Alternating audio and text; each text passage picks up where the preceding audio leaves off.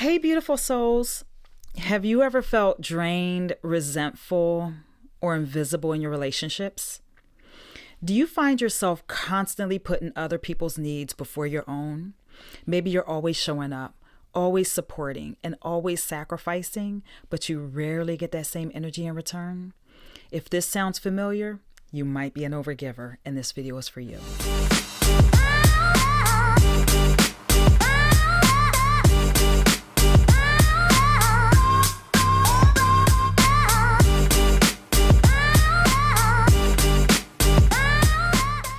Welcome back to my channel. I'm Candace Ramsey, growth coach, workshop facilitator, and consultant.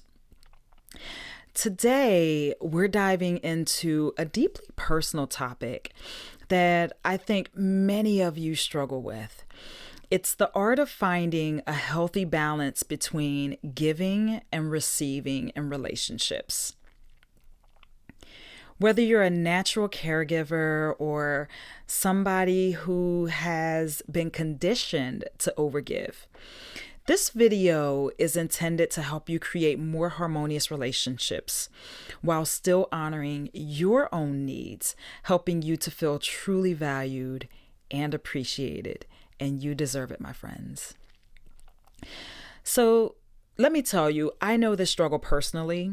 And I've not only had to overcome this myself, I've helped many others move from feeling unappreciated or underappreciated and drained into a state of feeling like they're experiencing relationships that feel balanced, nourishing, and reciprocal. So let's dive right in. Let's start by understanding why we tend to overgive.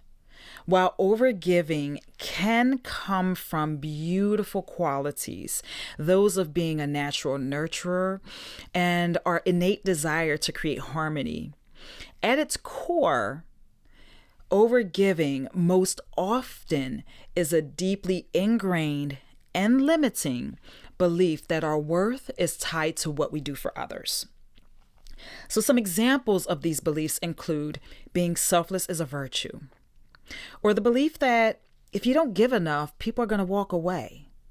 Well, let them go, baby. Let them go. Although being truly selfless is indeed a virtue, the problem is overgiving can create relationships that are one-sided. And when giving becomes unbalanced, it can not only lead to you feeling exhausted and also resentful, it also encourages the other person from showing up fully. When we're always giving, we're unknowingly sending a message that we don't need anything. Have you ever heard of pouring into cups that don't pour into yours? This is an example. So I remember a not so distant time when I thought being a good friend and a good partner meant always being available, always saying yes, and constantly showing up for others when I knew that they were in need. I hit a wall. I hit a breaking point where I realized not only was this pattern no longer serving me, it was actually hurting me and my relationships. These are the hidden costs to overgiving if we're not careful. Overgiving can also mask deeper needs that we're not always conscious of. So if you feel like an overgiver, I want you to take some time to reflect and ask yourself, am I giving because I truly want to? Or am I experiencing a deeper need? Something like maybe I have a fear of abandonment, need for validation, avoiding vulnerability, and also controlling outcomes through generosity. The first step to really changing these patterns is to recognize and acknowledge them. So I want you all to write down one specific situation where you felt totally drained by overgiving, and then reflect on the who, the what, and the why. And if you struggle with being completely honest and vulnerable with yourself, a coach or a therapist can help uncover these things with you. Now, let's shift gears a little bit and talk about the beauty and the practice of receiving. And yes, it's a practice because for many overgivers, this really doesn't come naturally. So let me ask you, have you ever felt uncomfortable or as if you don't know what to say whenever somebody extends or offers something to you? Well, let's talk about that for a little bit. Receiving can feel uncomfortable because, maybe it's cultural conditioning for you. Maybe in your culture, receiving is taboo. Maybe you've had a negative past experience and it impacts your ability to receive. Maybe you have a fear of dependency and you can even struggle with your worthiness. Friends, when we block receiving, you're actually blocking the natural flow of energy in your relationships. I want you all to think about it like breathing. The same way we need to both inhale and exhale for life to flow, the same is true for our relationships. We need to both give and receive for healthy relationships to survive and thrive. So let me challenge you. The next time you're offered help or given a compliment or extended a simple gesture of kindness, I want you all to resist the urge to brush it off or minimize it through a snarky comment. Instead, say, "Thank you. I really appreciate that." And that's it, friends. Allow yourself to receive. No more deflecting, just receive. The more you practice this, the easier it becomes for you to allow others to pour into you without guilt or discomfort.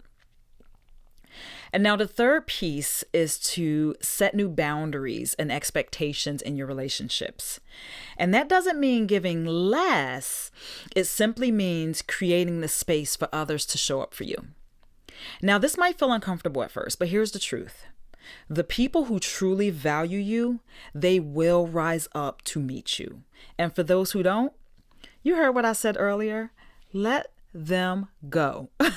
It's okay to let go of relationships that don't align with the balance that you're creating in your life. It's more than okay. It's encouraged. Remember, setting boundaries doesn't mean that you don't care. It means that you care about yourself and your well-being. And caring about yourself and your well-being allows you to give without feeling depleted.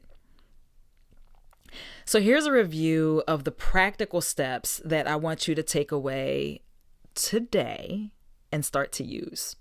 First, notice your patterns. Start keeping a journal. And then track your energy levels after you have a give and receive interaction. Notice those times when you say yes, but you really actually mean no. Second, I want you to practice small acts of receiving. Accept compliments with a simple thank you. And allow others to help you with small tasks where you would usually be inclined to say, "I got it." Say thank you. Share your desires and needs freely and openly with those in your life. And then finally, I want you to set loving boundaries. Use the pause technique before saying yes so that you can truly make sure that you actually mean yes and not a no. And also communicate your limits with grace. Remember, balance isn't about scoring perfect on a giving and receiving scorecard. There is no scorecard. It's about creating a flow that honors both you and your relationships. Now it's your turn. This coming week, I want you to practice receiving one small thing each day. Notice how it feels in your body. And I want you all to stay curious about any resistance that might try to creep in. Your capacity to give is a gift, but your ability to receive is equally as precious, my friends. When we learn to receive gracefully, we give others the gift of giving, and that creates a lovely cycle of mutual care, respect, and support.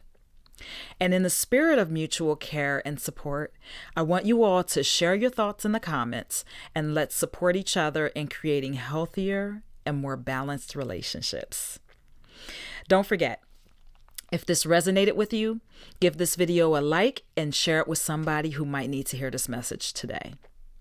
Subscribe to join our community and hit the notification bell so that you never miss an episode. So we spoke earlier this week about listening to your inner voice, and I'm going to link that video right here. And in the next episode, I'm going to explore how to silence your inner critic. So we listened to your inner voice already. Now we're going to that inner critic. Can't wait to share it with you all. Until next time, my friends, be well.